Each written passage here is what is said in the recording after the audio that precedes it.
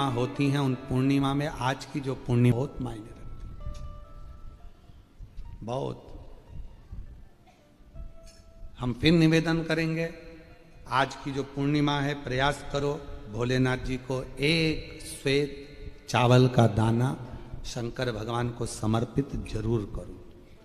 और रात्रि के समय पर जब चंद्र पूर्ण आनंद के साथ में हो, और यदि कोई शरीर में बहुत ज़्यादा कोई रोग ग्रसित हो गया है, कोई चर्म रोग हो गया है, कोई शरीर में कोई भयंकर रोग हो गया है, तो छोटी सी बेलपत्र शंकर भगवान पर चढ़ी हुई चंद्रमा की रोशनी में चंद्रमौलेश्वर महादेव का नाम लेकर औषधि के रूप में उसको चबा चबा कर खा लो चंद्रमा की रोशनी में।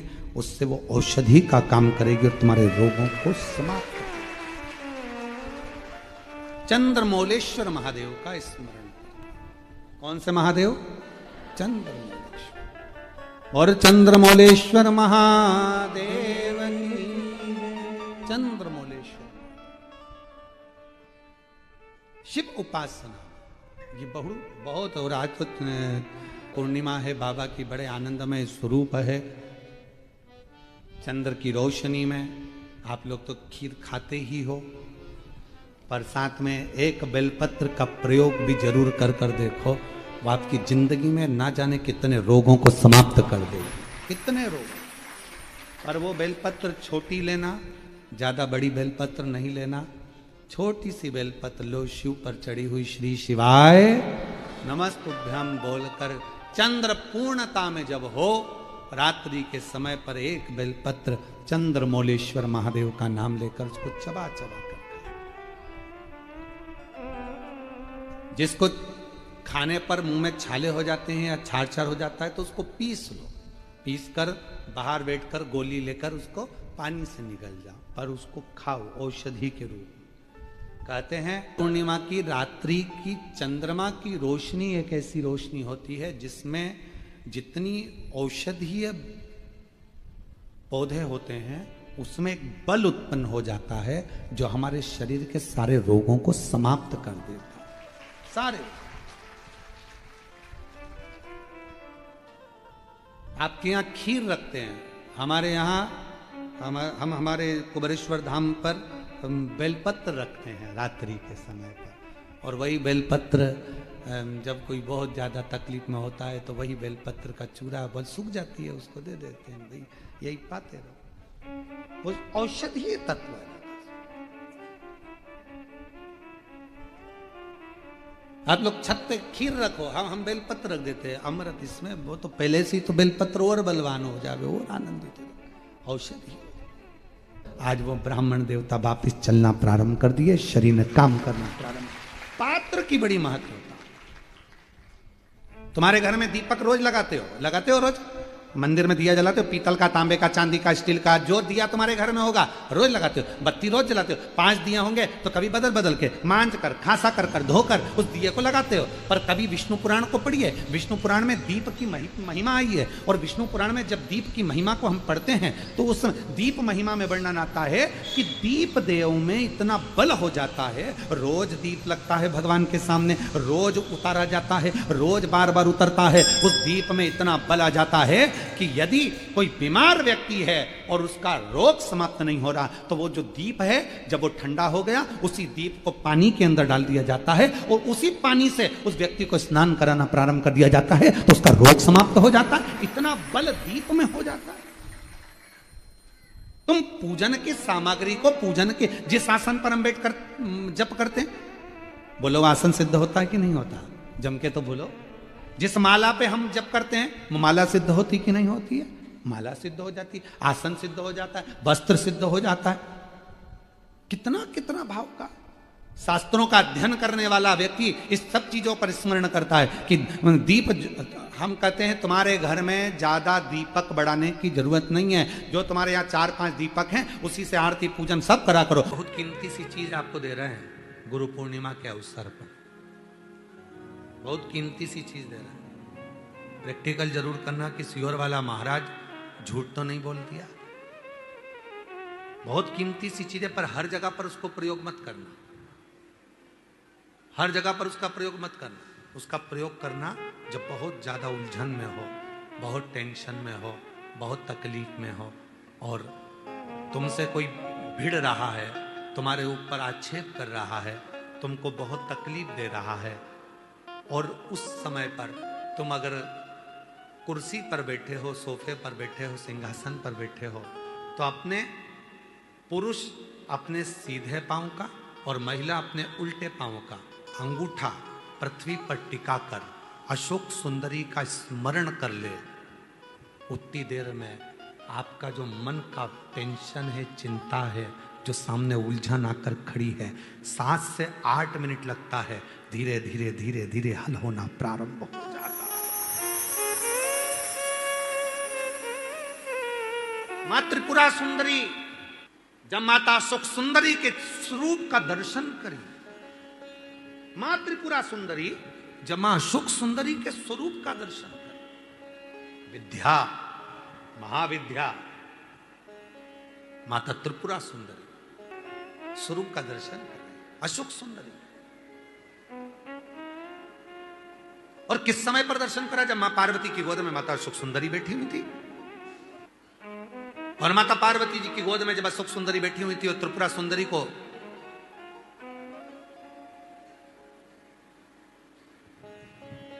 मां जगत जननी जगदम्बा अम्बा ने अब उस विद्या को स्मरण किया, और माता त्रिपुरा सुंदरी ने जब अशोक सुंदरी का दर्शन किया, देखा, देखकर क्या दूं मैं इस मातृ शक्ति की गोद में जो बैठी है उसको क्या दिया?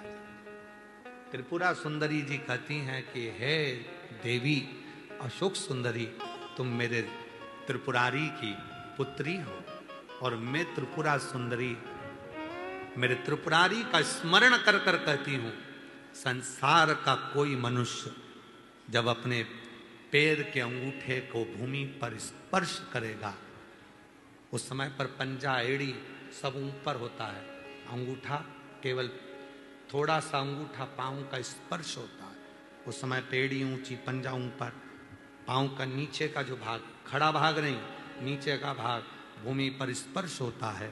और उस समय पर जो अशोक सुंदरी तुम्हारे नाम का स्मरण करेगा और जो उस स्मरण में पाएगा, त्रिपुरा सुंदरी कहती है मैं स्वयं त्रिपुरा सुंदरी उसकी उलझनों को समाप्त कर कर उसके जीवन को खुशियों से भर। ये त्रिपुरा कह रही, ये विद्या कह रही है मां त्रिपुरा सुंदरी।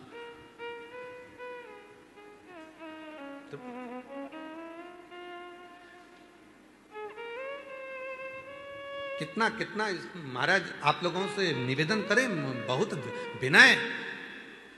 शरीर में रोग आ गया ना, आ जान दो, बीमारी वो बहन से मिलो जिस बहन को सारे डॉक्टरों ने कैंसर कह दिया, शरीर में कैंसर फैल गया, कीमो तक लगवा लिए, डॉक्टर कहा कीमो तक लगवाए, दवाइयां ली, कीमो करवाए, और कितने 7-8 कीमो करवा लिए, तब भी फिर डॉक्टर ने कह दिया 6 महीने की मेहमान। कीमो हो गए, इलाज हो गया, वो अभी आई थी, कीमो हो गए, इलाज हो गया, और फिर डॉक्टर ने कह दिया 6 महीने की मेहमान है, घर ले जाओ।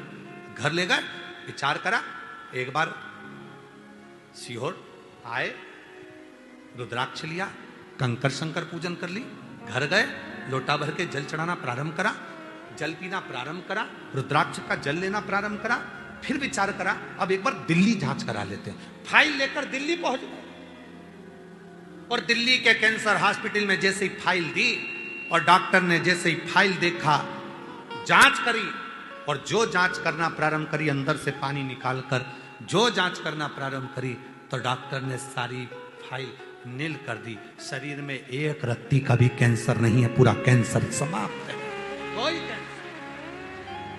विश्वास। अभी हम उनसे पूछ रहे थे कि बाबा पर तुम्हारा इतना भरोसा? हाँ, आपने कहा था सुख सुंदरी वाली जगह पर हाथ लगाना, और हाथ लगाकर अपने शरीर पर लगाकर श्री शिवाय नमस्तुभ्यम कहना। मैं रोज करती हूँ, प्रतिदिन करती हूँ। वो कह रही थी मेरा छोटा सा बच्चा, डॉक्टर ने 6 महीना दे दिया, मेरे बाबू को कौन संभालेगा, मेरे बच्चे को कौन संभालेगा, मेरे बेटे को कौन संभालेगा, जिसको उसका पति गोदी में रखा था। मैं अपने अशोक सुंदरी की जगह पर हाथ रखकर कहती थी बाबा मेरे बच्चे के लिए मुझे प्राण वापिस दे दे। कौन सा? कौन? महाराज, वो तो आज का समय हो गया जो कई मंदिरों में भगवान शंकर के शिवलिंग को स्पर्श नहीं करने देते। कई मंदिरों में भगवान शंकर के शिवलिंग को स्पर्श नहीं करने देते। शिव पुराण की कथा कहती है, जब स्त्री हो, पुरुष हो, बेटी हो, बेटा हो, स्वस्थ हो, बीमार हो, पशु हो, पक्षी हो, जानवर हो, चाहे जलचर हो, चाहे थलचर हो, चाहे वायुचर हो, जब किसी शिवलिंग का स्पर्श करते हैं और याद करते हैं, उसी समय से संकट कटना प्रारंभ हो जाता है।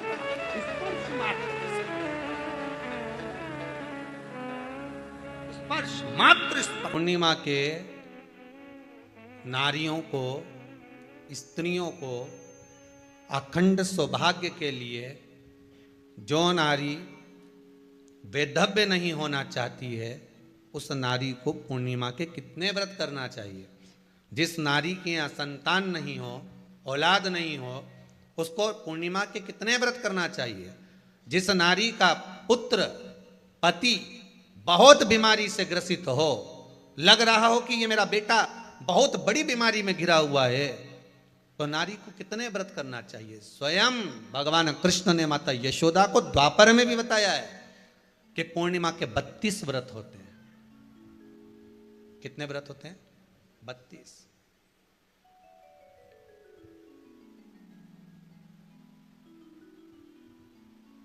स्वयं भगवान कृष्ण यशोदा रानी को, माता यशोदा जी को भी बता रहे हैं 32 व्रत।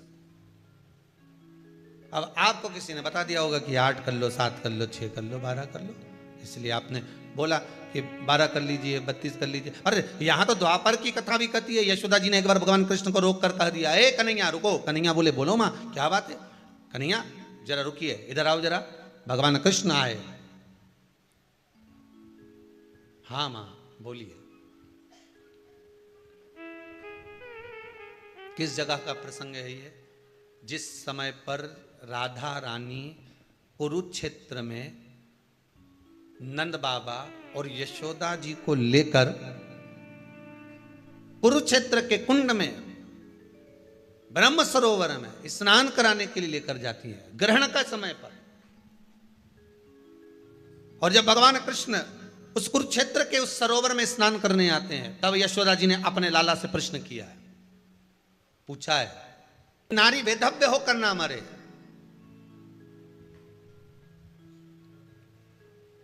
उसका पति कोई रोग से ग्रसित ना हो, उसका पुत्र किसी रोग में ना पड़े। अरे भाई कितना सुंदर संवाद लिखा है। अगर किसी माता का पुत्र मान लो किसी नशे में डूबा हुआ है, कोई नशा कर रहा है और गलत नशा है, आपको लग रहा है कि ये नशे में डूबा हुआ है, आपको लग रहा है कि ये गलत जगह पर डूब गया है, आपको लग रहा है कि मदिरापान में, मांसाहार में या अधिक गांजा आदि का जो भी नशे होते हैं, जितने भी नशे, उसमें डूब चुका है। और माँ उसको समझा रही है, तू नशे में मत डूब, तू इस काम को मत कर, तू ये गलत कर्म मत कर। माँ उसको समझा कर हार गई। तो मेरा माताओं से निवेदन है, आप उसको समझाना बंद कर दो, एक काम करना प्रारंभ कर दीजिए। हमें जो शिव महापुराण के माध्यम से शास्त्र कह रहा है कि आप 32 पूर्णिमा के व्रत प्रारंभ कर दो। उसमें करना क्या है आपको? केवल जिस दिन व्रत रहे, रात्रि के समय पर कोई भी मीठा, कुछ भी सामग्री आप चंद्र की रोशनी में, चंद्र को अर्घ देने के बाद, पूजन करने के बाद उसको रखो, और वही सामग्री जो नशा कर रहा है उसको पूर्णिमा के दूसरे दिन उसको खिलाओ। आप धीरे धीरे खिलाना चालू करेंगे, जिस नशे में वो डूबा हुआ है उस नशे से वो छूटना प्रारंभ हो जाएगा। 2 पूर्णिमा व्रत करके तो देखो, तीसरे में तुम्हें जरूरत ही नहीं पड़ेगी। धीरे धीरे आप रुक, वो छूटना प्रारंभ हो जाएगा। स्वयं भगवान कह रहे हैं, यशोदा मैया ने कन्हैया को रोक लिया कुरुक्षेत्र के उस मैदान में, और भगवान कृष्ण का दर्शन माता यशोदा जी करी। बहुत दिनों के बाद माँ को, आज माता यशोदा को लाला का दर्शन हुआ, बहुत समय के बाद, जाने के बाद, बहुत समय के बाद। इसलिए निवेदन है, महालक्ष्मी पूजन करने वालों, लक्ष्मी जी की पूजन करने वालों, माता लक्ष्मी का स्मरण करने वालों, थोड़ा सावधानी से स्मरण करिएगा।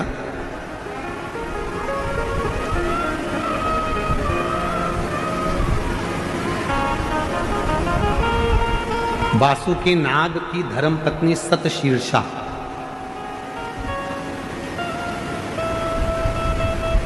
कौन की पत्नी है?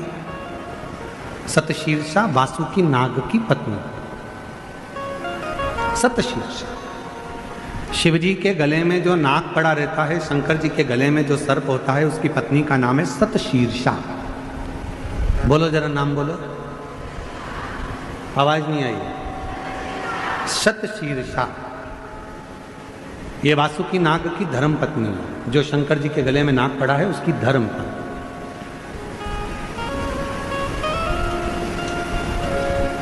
कहते हैं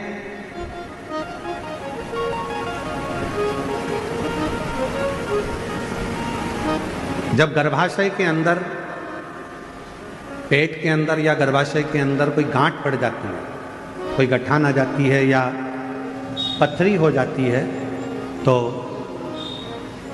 दुर्वा का जो दुर्वा बोलते हो, दूब बोलते हो उधर, जो हरी हरी दुर्वा होती है, गणेश जी को चढ़ती है दुर्वा। एक दुर्वा, एक बेलपत्र शिव जी के शिवलिंग पर चढ़ाकर वासुकी नाग का स्मरण कर कर सतशीर्षा माता का नाम लेकर, यदि प्रातः के समय पर वो बेलपत्र और वो दुर्वा खाना प्रारंभ करा जाए, तो लगभग 20 से 22 दिन लगते हैं, और गर्भाशय में कोई गठान हो, पथरी हो, तो वो धीरे धीरे गलना प्रारंभ कर देती है। सतशीर्षा नाम की इतनी महत्व। और सतशीर्षा नाम यहां भी काम आता है जब कोई नारी के, स्त्री के रजस्वला धर्म की कोई तकलीफ हो, नारी को रजो धर्म से जुड़ी हुई कोई प्रॉब्लम हो, रजो धर्म से जुड़ी हुई, रजस्वला धर्म से जुड़ी हुई, 15 दिन 20 दिन तक रजो धर्म ही जा रहा हो, या रजो धर्म से जुड़ी हुई कोई प्रॉब्लम हो, या रजस्वला धर्म से जुड़ा हुआ कोई भी कारण हो, या पेट में दर्द हो, या तकलीफ हो, या कष्ट हो, तो केवल सतशीर्षा का नाम लेकर यदि शिवजी के शिवलिंग पर, जरा समझिएगा, जैसे ये शिवलिंग है और शिवलिंग है, सतशीर्षा का नाम लेकर अशोक सुंदरी वाली जो जगह है, यहां से जल चढ़ाते चढ़ाते शिवलिंग के चारों तरफ 7 बार यदि जल की धार लगाई जाए और उसी का जल झेलकर नंदी के पास बैठकर सतशीर्षा का नाम लेकर अगर पिया जाए, तो रजो धर्म से जुड़ी हुई जितनी भी तकलीफ हो, रजस्वला धर्म से जुड़ी हुई जितनी भी तकलीफें होती हैं, वो धीरे धीरे समाप्त होने लगती है। सतशीर्षा वासुकी नाग जी की धर्म पत्नी का नाम है सतशीर्षा। शिव की बड़ी उपासक है सतशीर्षा।